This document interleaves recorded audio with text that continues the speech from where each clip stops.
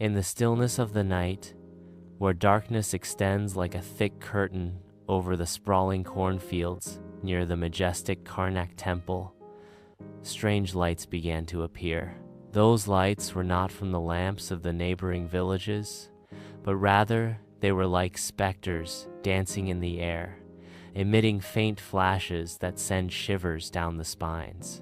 Vague whispers, in a language no longer familiar, began to fill the atmosphere, permeating the deep silence of the night to sow a sense of awe and fear in the hearts of those who dare to approach.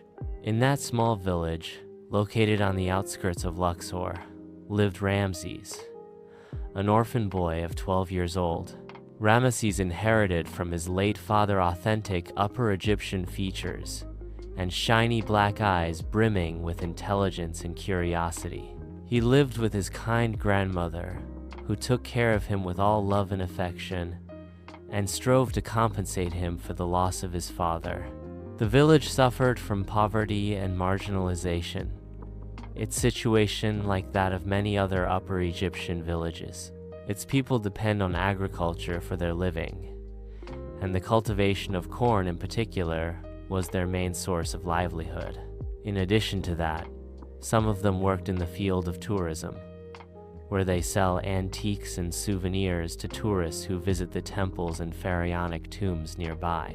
Ramses was distinguished from his peers by his sharp intelligence and his passion for ancient Egyptian history. He used to spend long hours reading books and magazines that talk about the pharaohs, their secrets, and their ancient civilization. He dreamed of becoming a famous archaeologist to reveal to the world the hidden treasures of Egypt. In the quiet nights of the village, the grandmother used to tell Ramses stories about the pharaohs, their power, and their magic. Those tales excited Ramses' imagination and made him feel as if he were living in the time of the pharaohs.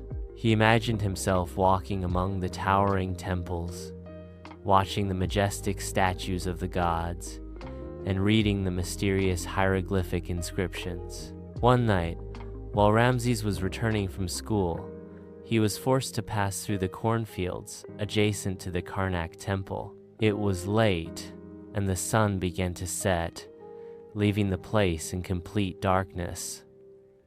Suddenly, Ramses noticed strange lights dancing between the stalks of tall corn. Ramses stopped in his place and felt fear and confusion.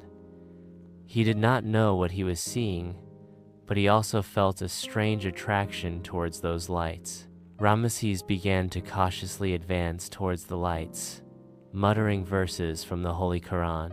The closer he got, the brighter the lights became, and the phantoms of the pharaohs began to appear before him. They were wearing golden clothes, carrying scepters of power, and their eyes glowed with a mysterious light. Ramesses trembled with fear and almost screamed, but he controlled himself. He felt as if his feet were fixed to the ground, and he could not move. He looked at the ghosts and saw in their eyes a look of sadness and sorrow. He felt as if they wanted to say something, but he could not understand them. Suddenly, Ramses heard faint whispers in a language he did not understand. The whispers were coming from the ghosts, and they were repeating incomprehensible words. Ramesses tried to concentrate in order to understand what they were saying, but he was unable to do so. After moments, the ghosts disappeared, and with them disappeared the strange lights. Ramesses remained standing in his place, feeling stunned and confused. He did not know what had happened, but he was sure that he had seen something unusual. Ramesses returned to his home, feeling fear and anxiety. He did not tell his grandmother what he saw, fearing that she would think he was crazy, but he could not sleep all night and kept thinking about the ghosts and the mysterious whispers.